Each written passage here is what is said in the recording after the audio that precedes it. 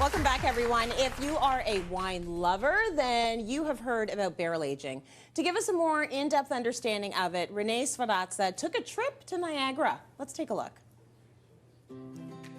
Barrel aging is a part of the winemaking process. Although not all wines are barrel aged, barrel aging really provides a lot of character to the wines. And winemakers have their own way of using barrels to their advantage. Think about it this way. It's like every winemaker is painting with the same color, but they get to choose their own brushes. So today I'm in Niagara and I'm going to be diving into barrel aging, and I'm at Ravine Vineyard. I'm going to be talking to the amazing winemaker, Lydia Tomek. We have about 400 barrels, and every barrel is different, whether it's the toast level, the age, where it's coopered, what forest it came from.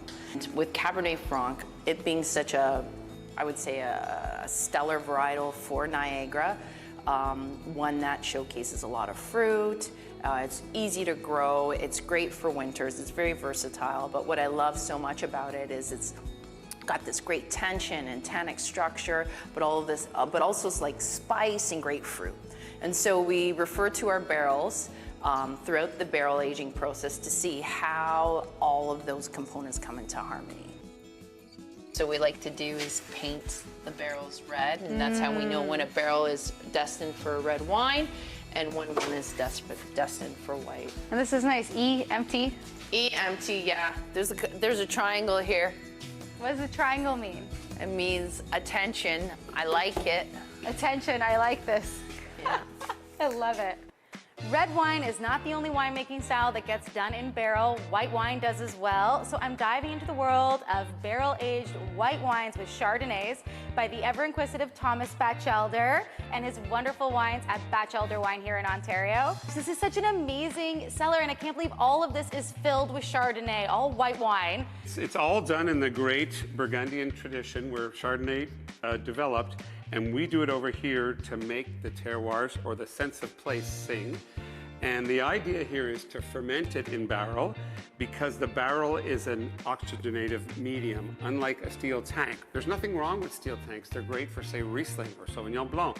But Chardonnay loves being in barrel, but not to be oaked, to be developing in the presence of a minute amount of air. And that's part of what gives the wine its complexity and its sense of place, or terroir in French. I want you to taste some terroir now, if you would. Yes, I'd love that. And I really want to find out how you are going about running your barrel program with Chardonnay, because for you, I know it's all about from fermentation to this aging process to the final glass. Right, so it starts as juice fermenting in the barrel, just Chardonnay, freshly pressed juice. And after about 4 to 6 months, it finished fermenting on indigenous yeast, wild yeast. Then it starts the aging process afterwards. So we're about halfway through here. So you have to have a certain amount of new barrels to generate used barrels. So this is a brand new barrel, a once used barrel, and then an older barrel. This barrel, the older one, has a lower oxygenation rate because the pores are full of old wines that were there before, right? So it's almost like stainless steel, but it still breathes a bit. The new barrel breathes very rapidly. So the longer it stays in barrel, if there is any oaky flavor, the wine digests that and adds it to its complexity, but it's not overtly oaky. Okay, Thanks for coming down. Cheers. Cheers! Amazing, Renee. So it's time for some barrel-aged wine tasting. That's what we want to do now. But before that, what makes barrel aging so unique? So we got to see how these two winemakers, Thomas Batchelder and Lydia Tomek, went into barrel aging, and we can see that winemakers can do a lot. There are barrels made with different oaks or other types of wood. There are different sizes and different levels of ages. But what we get with barrel aging is the winemaker's voice in the wine, the winemaker's terroir. I've talked about this concept of terroir before. It's everything around the grape that makes the final wine that we drink, and the winemaker is a huge part of that. So now we get to taste what these wines make with that barrel aging. Very cool. Okay, what do we want to do first? All right, we're going to jump into some white wine first by Thomas. So we're starting off with the Batchelder 2021 Les Villages Chardonnay. So give that a taste and a smell. What he's doing with this is that Thomas is following the Burgundian method of élevage with his winemaking. And literally it's like raising up the starting wine like a child. So he's really working to showcase the benchland vineyards of Niagara with this wine.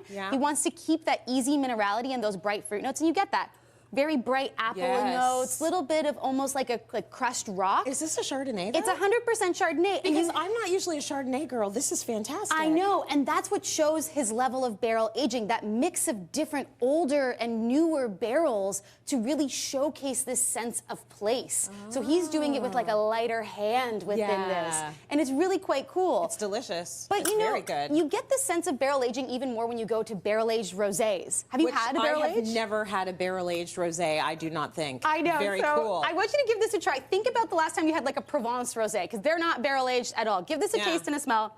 This is the Daido Rosat by Vines La Universal from the Montsant region of Spain. Spanish love putting things in barrels, and this is amazing. Wow. It is It's so very different. structured.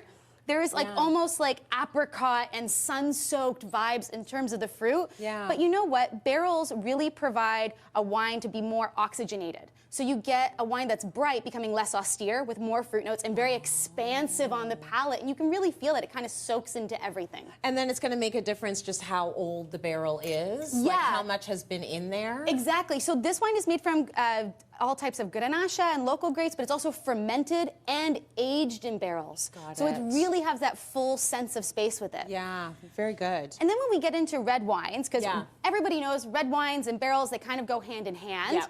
But each winemaker does something different. So Lydia, she really likes to put personality into her wines. She's got a lot of personality. She has a lot of personality, She's awesome. but she's also trying to showcase the personality of the vineyard. So this is the Nancy's Block 2020 Cabernet Sauvignon. She also makes the Lorna's Block Cabernet Franc, not Cabernet Sauvignon. And these are vineyards that are divided by just the driveway of ravine. So they have two different personalities. And what she's doing is she's trying to showcase the personality of this vineyard with barrel aging.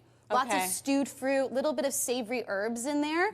But at the same time, you're not getting something that's too overly juicy and oaky. She wants it to be easy and mildly flamboyant. That's what you get from Nancy's Block. I will say that none of these are overly oaky, which I very much appreciate. I know, and you know, I really tried to pick regions that we get to see oak in and different expressions of it, and even moving from a single vineyard to a whole region, like with the Quilt Wines 2019 Napa Valley Quilt Cabernet Sauvignon.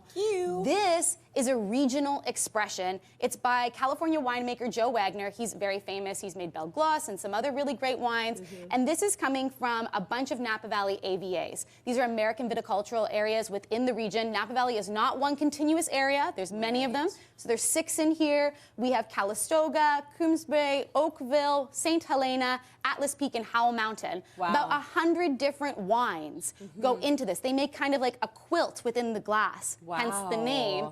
And you get this really unique regional expression that you get with this oak aging as well. Beautiful. And none of them are over oaked. Smooth. Very smooth. Very, very smooth. Okay, so incredible. Now we need to start thinking about what you get when you get oak aged or barrel aged, because it's a whole different experience, and you can see that wine is like it's an art and a science. It really is. It's an art and a science. And you know what?